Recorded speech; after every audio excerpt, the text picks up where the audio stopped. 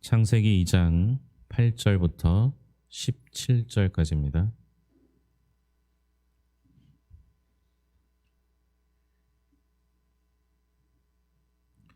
같이 읽겠습니다. 여호와 하나님이 동방의 에덴에 동산을 창설하시고 그 지으신 사람을 거기 두시니라. 여호와 하나님이 그 땅에서 보기에 아름답고 먹기에 좋은 나무가 나게 하시니 동산 가운데에는 생명나무와 선악을 알게 하는 나무도 있더라. 강이 에덴에서 흘러나와 동산을 접시고 거기서부터 갈라져 내 근원이 되었으니 첫째 이름은 비손이라. 금이 있는 하일라 온 땅을 둘렀으며 그 땅의 금은 순금이요 그곳에는 베델리엄과 호마노도 있으며 둘째 강의 이름은 기혼이라. 구스 온 땅을 둘렀고 셋째 강의 이름은 히데겔이라. 아수로 동쪽으로 흘렀으며 넷째 강은 유브라데더라. 여호와 하나님이 그 사람을 이끌어 에덴 동산에 두어 그것을 경작하며 지키게 하시고 여호와 하나님이 그 사람에게 명하여 이르시되 동산 각종 나무의 열매는 내가 임의로 먹되 선악을 알게 하는 나무의 열매는 먹지 말라. 내가 먹는 날에는 반드시 죽으리라 하시니라. 아멘.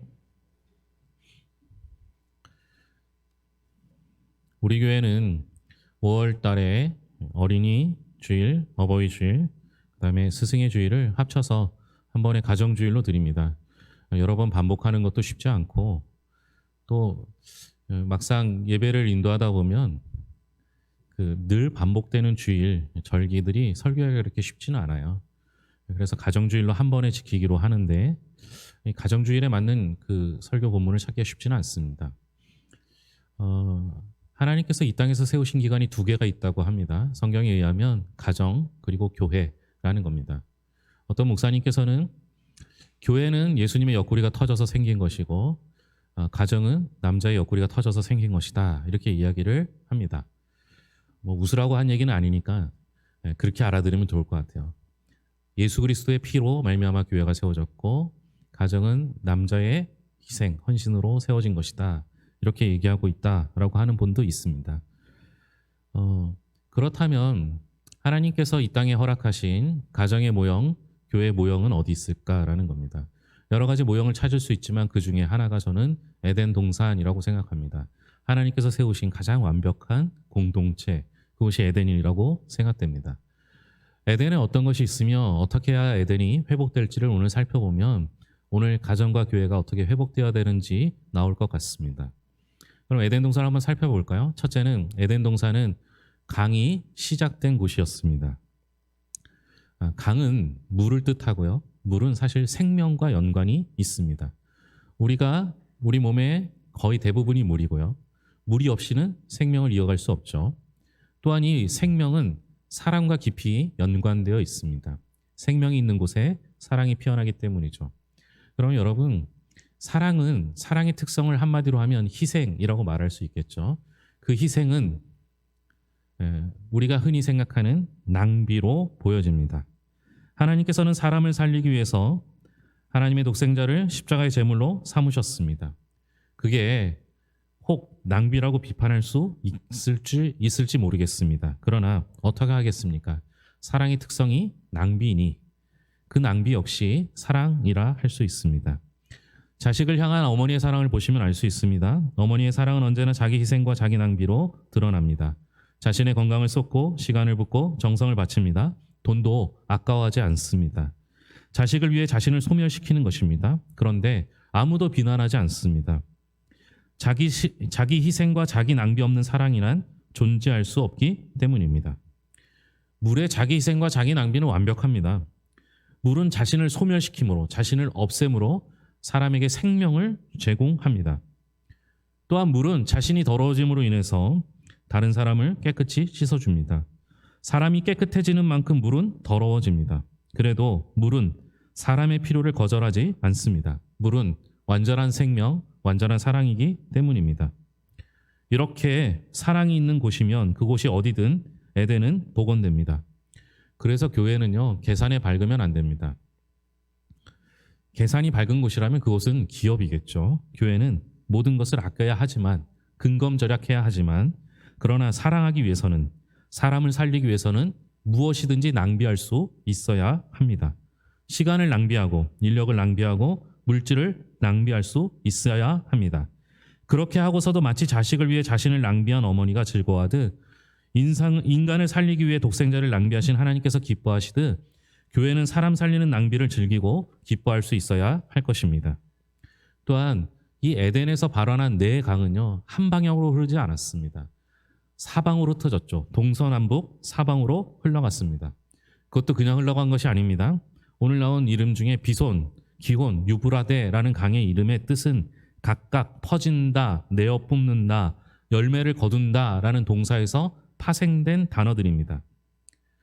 이 말대로라면 이 강에서 흘러가는, 사방으로 흘러가는 그 물은 열매를 맺기에 충분한 것이다라는 것입니다. 특정 인만을 사랑하는 곳에는 에덴이 복원되지 않습니다. 그것은 참 사랑이 아니기 때문입니다. 교회가 이기심을 버리고 나눌 것이 있는 한 동서남북 어느 곳이든 필요로 하는 곳으로 그것을 내어 뿜을 때 에덴은 이미 그 속에 복원되게 되어 있습니다. 가정도 마찬가지입니다. 자녀를 차별하지 않고 부모와의 관계 속에서 필요로 부모를 대하지 않고 그저 하나님께서 내게 주신 가정이라고 여기고 모두 다 사랑할 때, 넘치도록 사랑할 때, 충분히 열매를 맺을 만큼 사랑할 때 그 가정은 회복되게 될 줄로 믿습니다. 둘째로 에덴은 울타리가 쳐진 곳입니다. 우리가 흔히 보기에 성경에서는 에덴 동산이라는 표현을 쓰는데요. 사실은 히브리어 간이라는 단어를 잘못 번역한 듯 싶습니다. 여기서 말하는 간은 가든에 가깝습니다. 그러니까 정원이죠. 그런데 그냥 정원이 아니라 울타리가 쳐진 정원을 뜻합니다. 여러분, 왜 울타리를 치겠습니까? 우리 교회도 울타리를 쳐놨는데요. 저 울타리의 첫 번째 목적은 보호입니다. 우리 교회는 낭떠러지 같이 되어 있었기 때문에 울타리를 쳐야 합니다. 심지어 요 앞에는 누가 후진을 하다가 그냥 밑으로 떨어지려고 한 적도 있었어요. 얼른 울타리를 쳤죠. 울타리는 보호의 이유가 있습니다. 여러분, 하나님께서 우리에게 가정이라는 울타리를 주신 이유, 교회라는 울타리를 주신 이유는 무엇이겠습니까? 그것으로 보호하라는 거예요. 적어도 내 가족만큼은, 적어도 내 성도만큼은 서로 보호할 수 있어야 한다라는 겁니다. 울타리의 두 번째 기능이 있다면 그건 구별의 기능입니다. 그런 것과 그렇지 않은 것을 구분하는 그 기준이 울타리가 되는 것이죠. 왜 하나님께서 울타리가 쳐져 있는 에덴 정원을 우리에게 허락하셨을까요? 그것은 하나님이 있는 곳과 그렇지 않은 곳을 구별할 수 있어야 하기 때문입니다. 우리가 교회 안에 있는다 할지라도 세속적인 생각을 가지고 지금 있다면 그러면 여러분들은 울타리로 구별한 그 구분이 되지 않은 것입니다. 예수님께서는 아무든지 나를 따라오려거든 자기를 부인하라고 말씀하셨습니다. 아무리 열심히 주님을 따라다녀도 자기 부인이 없다면 소용없다라는 말입니다. 참된 그리스도인이 되기 위한 자기 부인은 세속적인 생각을 버리는 것으로부터 시작해야 합니다. 세속적 사고를 그대로 지닌 채 예수님을 따르는 사람은 세속적 사고방식이 잉태한 자기 욕망을 위해 예수님을 이용하려고만 합니다. 예수님 이용해 먹는 사람이 아니라 예수님께서 쓰시는 사람이 되려면 내 생각을 버리고 내 뜻을 버리고 하나님이 주시는 생각과 그 뜻으로 구분되어져야 할 것입니다. 가정도 마찬가지입니다. 가정도 이 아이를 통해서 내가 나중에 노년에 득을 봐야지 하는 생각 버리셔야 할 것 아닙니까? 어떤 연예인이 자기는 노후연금을 들어놨대요. 애들이라는 것이죠. 여러분, 애들을 이용 대상으로 생각한다면 사랑에서도 벗어날 뿐 아니라 세속적인 생각 속에서 가정의 울타리를 만든다면 반드시 문제가 생기게 되어 있습니다. 보호하고 구분하는 그 울타리를 우리 모두 쳐야 할 줄로 믿습니다. 셋째로 에덴은 보석이 있는 곳입니다. 에덴에 보면 금이 있었다라고 합니다. 그것도 순금입니다. 그뿐만이 아닙니다.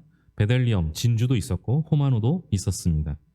왜 에덴에 각종 보석이 있었을까요? 천국에도 보석이 있을까요? 도대체 천국에 있는 보석의 용도는 뭘까요? 이것을 잘 나타낸 것은 요한계시록에 보면 사도 요한이 한 얘기에 있습니다. 천국에 갔더니 수많은 보석이 있었다. 온갖 종류의 보석이 있었다라고 말합니다. 그런데 사도 요한이 말한 그 보석의 위치가 재밌습니다. 여러분들 집에서 보석을 어디에 두십니까? 장롱 속 깊은 곳에 숨겨두십니까? 요즘엔 금고가 있으니까 금고 안에 넣어두십니까? 그런데 천국에 있는 보석은 어디에 있습니까? 집에 있는 그 벽에 마치 벽돌처럼 보석이 박혀 있고 길 위에 보석이 깔려 있습니다. 제가 성경 공부 가르칠 때는 그런 얘기 했었어요. 한국 사람 가면 천국에 가면 난리 난다고. 전부 천국 갈 때 곡괭이 하나씩 들고 가서 벽에 있는 순금, 보석 그거 다 빼야 되지 않겠습니까? 근데 여러분 그 보석이 지금도 있습니다. 이유는 뭐예요? 보석이 보석 같지 않은 거예요. 여러분 진짜 하나님의 나라는 보석이 보석되는 곳이 아니라 진리가 보석이 되는 곳이 하나님의 나라입니다. 그 진리는 뭐겠습니까? 예수 그리스도입니다. 여러분들의 가정에 보석이 하나 있죠. 자녀들 아닙니까? 그 자녀가 보석인 건 맞습니다. 그런데 진짜 보석은 그 자녀에게 임하시는 예수 그리스도의 은혜가 진짜 보석임을 믿었으면 좋겠습니다.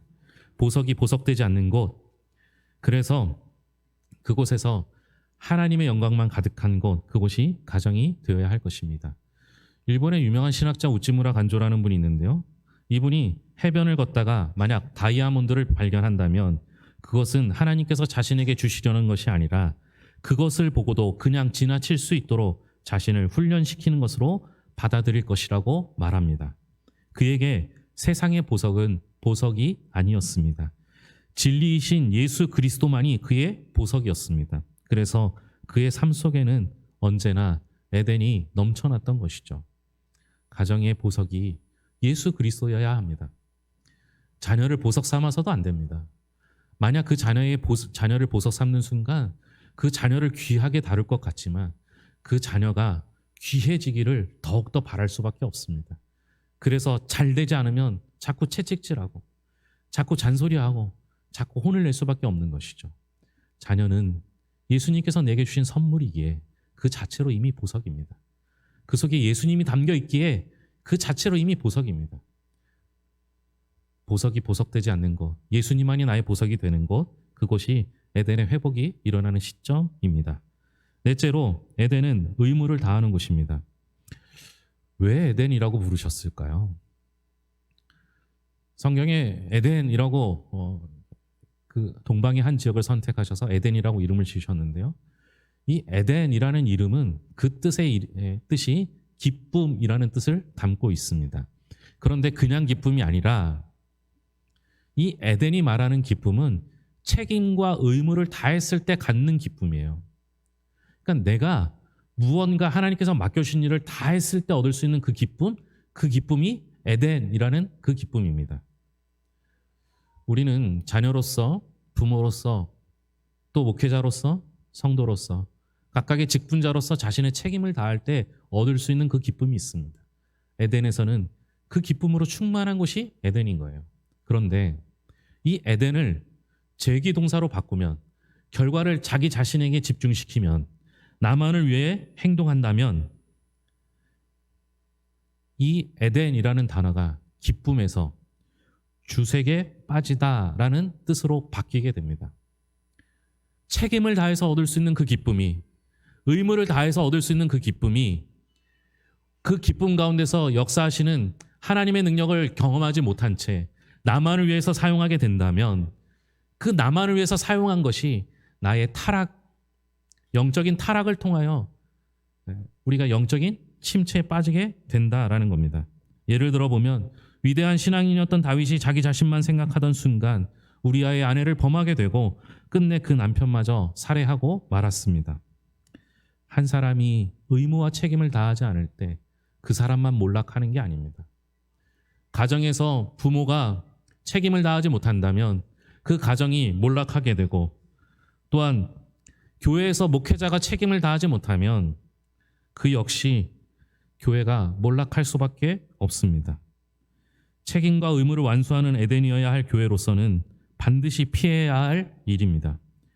우리는 그리스도인으로서, 한 가정의 가족으로서 주어진 모든 책임과 의무를 다함으로써만 참되온 교회와 가정이 일원이 될 수 있을 것입니다.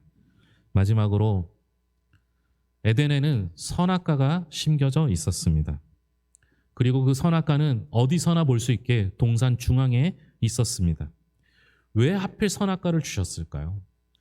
믿는 사람들이 생각하기에 선악과가 없었더라면 죄를 짓지도 않았고 에덴 동산에서 영원한 생명을 누릴 수 있었을 텐데 하는 아쉬움이 남아 있었을 것입니다. 그러나 에덴에는 반드시 선악과가 있어야 합니다. 선악과가 없는 곳은 성경에서 말하는 에덴일 수 없기 때문입니다. 한번 생각해 볼까요?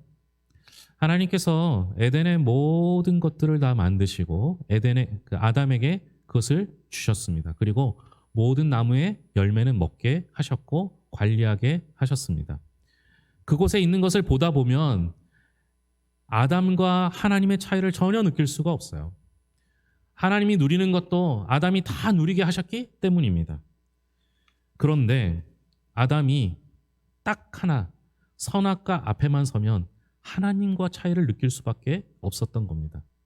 선악과가 없다면 아담은 에덴 동산에서 하나님과 같았던 것이죠.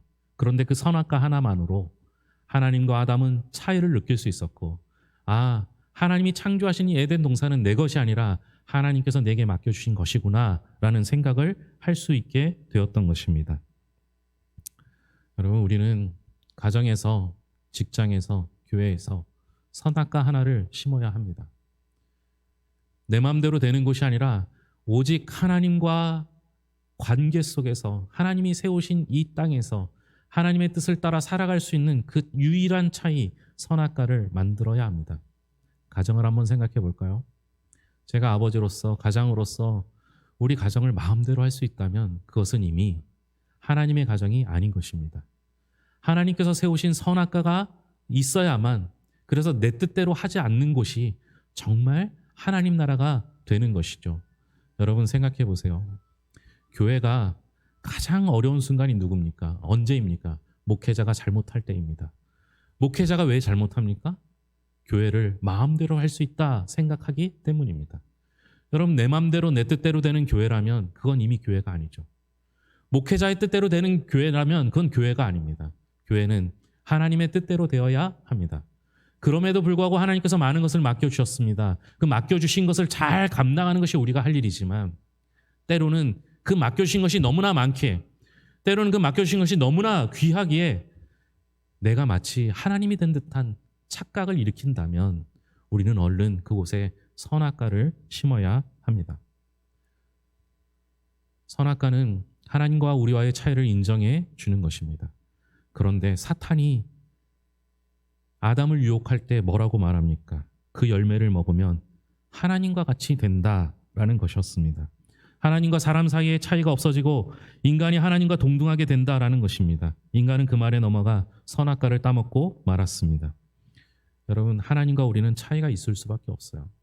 그것을 부정하는 순간 선악과를 따먹는 죄를 범하는 것과 같습니다. 그 결과는 죄로 남게 되었고 그 결과로 인해서 에덴 동산에서 쫓겨나게 되었습니다. 그러므로 에덴의 복원은 인간이 부정했던 선악과를 다시 심는 것에서 시작됩니다. 선악과가 우뚝 서 있는 곳에서만 인간은 하나님과 자신의 차이를 인정하고 하나님을 하나님으로 모시며 하나님을 자기 인생의 통치자로 섬기게 됩니다. 자기 낭비를 두려워하지 않는 자기 희생적 사랑도, 세속적 사고방식의 울타리를 치는 것도, 진리만을 보석으로 삼는 것도, 주어진 책임과 의무를 다하는 것도 오직 하나님께서 하나님 되신 곳에서만 가능합니다. 그래서 하나님께서 에덴을 만드시고 사람을 그곳에 살게 하실 때 에덴 동산 정중앙에 선악과를 두시는 일부터 하셨습니다. 하나님과 인간의 차이를 분명하게 하기 위해서였습니다. 교회와 가정은 이 땅 위에 하나님의 나라를 건설해야 합니다. 내 가정과 일터, 그리고 이 사회를 천국으로 일구어 가야 합니다. 그러면 그것은 무엇부터 시작합니까? 우리의 가정에, 내 삶에, 교회에, 여러분들이 일하시는 일터에 선악과를 심는 것부터 시작해야 합니다. 내 뜻대로 안 되는 것이 오히려 축복입니다. 내 마음대로 안 되는 것이 있는 것이 오히려 감사함입니다. 그곳에서 하나님의 역사가 일어나기 때문이죠. 사랑하는 성도 여러분, 여러분의 가정이 회복되길 소망합니다. 무엇이 그것을 할 수 있겠습니까? 때로는 부모와 자식 간에도 다툼이 일어나고 형제 간에도 싸움이 일어날 수 있습니다. 그것을 어떻게 해결하겠습니까? 선악과를 심읍시다. 선악과를 심을 때 내 뜻대로 안 되기에 하나님께 기도하고 하나님께 의지하고 하나님이 해결해 주시는 인생이 될 때 우리는 올바른 가정, 아름다운 교회, 우리를 통해서 변화되는 이 사회를 만들어 갈 줄로 믿습니다. 기도하겠습니다. 하나님 아버지 감사합니다. 사랑이 넘치는 가정이 되기를 원합니다. 낭비하고도 하나도 아깝지 않은 곳, 그곳이 가정과 교회가 되게 하여 주시옵소서. 울타리를 쳐서 보호할 뿐만 아니라 구분하여 구별하여 자신을 하나님께 드릴 수 있도록 인도하여 주시옵소서. 우리에게 보석은 자녀들 뿐만 아니라 예수 그리스도가 또 그분이 말씀하신 진리가 우리의 보석 되게 하여 주시옵소서. 자신에게 맡겨진 의무를 다하여 참된 기쁨을 누리게 하여 주시옵고 이 모든 일들을 가능케 하시는 선악과를 심음으로 인해 하나님만 의지하는 교회, 가정 되게 하여 주시옵소서. 오늘 우리를 통하여 역사하시는 하나님의 모든 일들을 바라봅니다. 주님 돌보시고 인도하여 주셔서 하나님 아버지, 하나님께서 해결해 주시는 그 인생 가운데서 오로지 주님만 의지하며 주님께 더 가까이 나아가며 살게 하여 주시옵소서. 믿지 않는 배우자, 부모, 자녀들을 위하여 기도하는 영혼들이 있습니다. 하나님 함께 해주셔서 그들의 기도가 너무 늦지 않도록 주님 아버지 해결하여 주셔서 온 가족 구원하며 온 가족이 함께 예배하는 기쁨을 누리게 하여 주시옵소서. 하나님께서 늘 우리를 사랑하셨듯이 서로 사랑하며 섬기는 교회 되길 원하며 모든 것을 예수님의 이름으로 기도합니다. 아멘.